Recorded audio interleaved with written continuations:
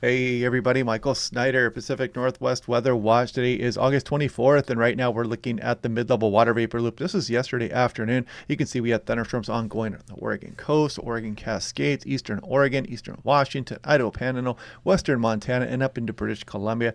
Let's put this into motion, and you can see that activity move across some of the east slopes of the Cascades, Wenatchee, Lake Chelan, British Columbia, Alberta there, and then you can see the wraparound moisture. Check out that thunderstorm activity right here. Looks like it was pretty close to I-90 as we went through the nighttime hours. It would be about 10 p.m. But you can see the wraparound moisture continuing to bring some precipitation back across western Washington, southwest BC. Some places getting 1-2 inches of rain, especially the North Cascades. And as we scroll through the day today, you can kind of see that precipitation being very persistent here. You're going to bring some more totals, some pretty nice totals here across the region as we go through the day today as well, before the system finally kicks out as we go on into the next couple of days. But then we got another system on its way. We're going to take a look at that here in a moment as well. Taking a look at Wenatchee, you can see S. Wilson Street. Looks like my head is kind of blocking that a little bit, but if you click on this one up there, you get this, and you can see the lightning strikes. It was picking that up quite nicely here at about 9:57. Looks like the first one was detected, and it picked up several strikes there. And this station is very fun to watch this lightning activity move across the region when you get some of it. And you can see the precipitation. You can see at what time and moderate rain. It looks like there was heavy rain for a brief period there at 5:30, and some more moderate rain. Then the blue dots there are showing the accumulated rainfall. Looks like just over half an inch for this individual location as we went towards midnight. So if you want one of those stations, click on that link down below to save 10% off. Highly recommend it. This is looking at today. Thunderstorm outlook does include Boise, Missoula, and Butte, just off to the south and east of Pendleton, Oregon. Does include portions of eastern Oregon, however. And this is day 2. That activity starting to move off to the east. Does include Pocatello and Butte, Montana. And day 3 a bit further east still. And looking at Seattle yesterday, just an incredible high temperature yesterday of only 59, and I believe we only hit 57 degrees after about 8 a.m. Just an incredible day out there. Just mossbacks rejoicing across the region. Look at the record high, 91, nowhere near it. We were at 18 degrees below the average high, but I would argue that we were 20 degrees below, because during the peak heating of the day yesterday, we were about 57 degrees here, so 20 degrees below average. 44 hundredths of an inch of rain puts us at 1.18 inches. That is above the average for the month total there, and maybe a little bit more here coming today, and a bit more with this next system as well. So I'm going to pad those totals a little bit coming up. You can see Bellingham up towards 0.82, 0.57 yesterday, and more being added to the bucket as we go through the day today. Bellingham hit 60 degrees yesterday officially. 73 is the average high for this time of year. So now looking at what's going on today. So this is about 11 a.m. You can see the precipitation continuing across some of the northwest interior, the Olympic Mountains, and some of Seattle. By the time we get towards this afternoon, it starts to taper off here finally, and that system moves out. But then we've got another one rolling in here. But we do get a little bit of a break here. A little ridge tries to build in here a little bit as we go through the end of Sunday and on into Monday. Then this next system comes rolling in here. It's much more progressive, but it does bring a cool down with it, and then it swings through, and then it looks like we might end up warming up for the 29th, the 30th, and the 31st as we go towards the end of the month coming up here. I'll show you those temperatures in a moment. Looking at the North American model 3KM, as we go through the day today, you can see again this precipitation totals as we go, still piling up. Maybe another quarter an inch there for Seattle, maybe a bit more, but again, the North Cascades and some of BC just absolutely getting hammered.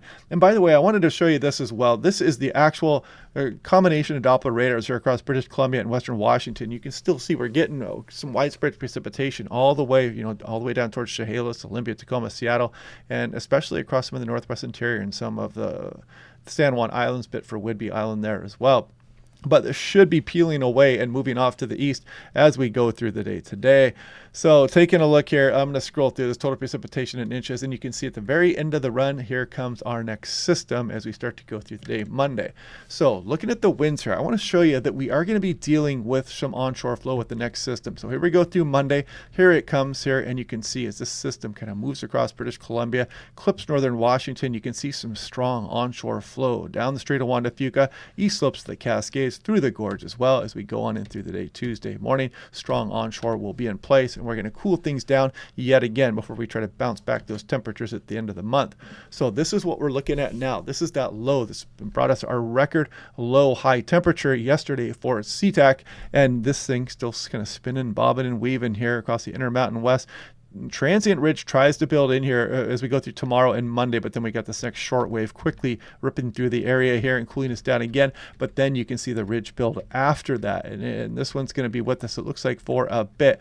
You can also see something interesting here as we have this ridge building up into British Columbia here, warming us up. We have this upper level low, and these can be kind of fun sometimes as well. You can spin thunderstorms back up here across the Pacific Northwest if this thing were to be a little bit further north, and this would actually get Oregon and not quite Washington under this setup here. But this could spin some precipitation and some thunderstorm activity back around it. The GFS hasn't been as robust with this system out here, but it's something worth watching. It's something that tends to happen in summer once in a while. So fantasy forecast right there for you, just something interesting to look forward to potentially.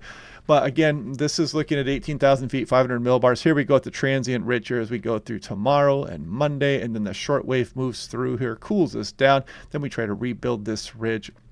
Kind of substantial ridge there up into British Columbia as we go on in through the end of the month and on into the beginning of September. And there's that system, that cutoff low here that could start to bring some thunderstorm activity. It's just a fantasy forecast right now. We'll start to get a little bit more interested in that once the GFS gets on board and shows it as well. Now, taking a look here at the European, this is last night's run 2-meter temperature anomaly. So as we go through the day today, you can see it's still very cool across the Pacific Northwest and much of the West Coast. I mean, some places are looking at 30, 35 degrees below normal for this afternoon. And you can see that extends all the way up into British Columbia here in Northern California and Nevada. And we go through tomorrow. We start to bounce back a bit, as you can see, tomorrow afternoon. And, you're going to be feeling a little bit of a warm-up coming here. And then we go through Monday. Check it out. I mean, even shows some of the Willamette Valley and Puget Sound above normal, but you can clearly see the cooling arriving with the next system also. And then we go back into Tuesday afternoon, and you can see the chillier air moving in here with that next progressive system. Wednesday, we start to bounce back a little bit here. Then we go to Thursday. Look at that. Starting to get some above average temperatures back in here for the 29th, and that would go on for the 30th and 31st as well. So far this month, there kind of two sides of the coin to this above average conditions across some of the region so far this month. This is August 1st to the 23rd. Average minimum temperatures here have been pretty substantially above average for much of the region.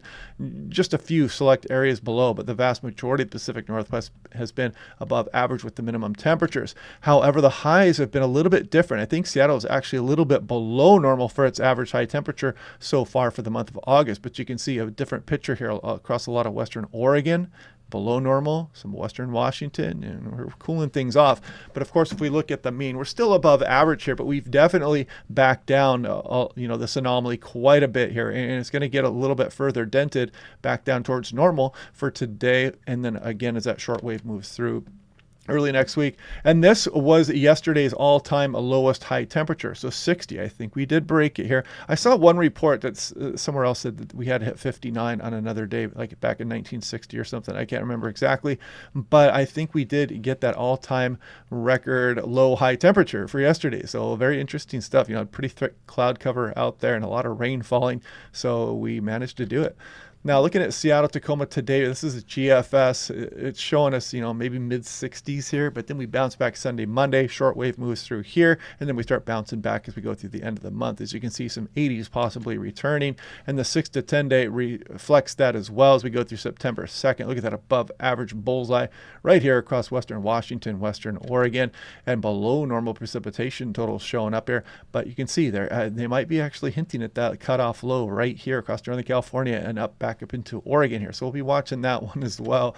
And the 8 to 14 days, something similar above average, and above average kind of something similar there as well as the 6 to 10 day. Then this is something interesting also. Check it out. Across some of Washington and Oregon, you have drought removal likely in the green areas here. In the tan, drought remains but improves. So we are looking at improving this here as we go on in through the end of November. And of course, it is our rainy season. La Nina coming up here. La Nina Novembers can be notoriously wet across the region. So this is good news. You can see there is some drought persisting here still across southeast Oregon, Idaho Panhandle, and portions of Montana as well. But yeah, what else? Always searching off in the future for what is next to come, but we have the system rolling through here. It's going to cool us down again, as I mentioned, as we go on in through Tuesday and start to bounce back towards the end of the week. But then we'll watch for anything off in the fantasy forecast as well. Otherwise, hope you guys are having a good day. We will do this all again tomorrow, and I will talk to you guys then.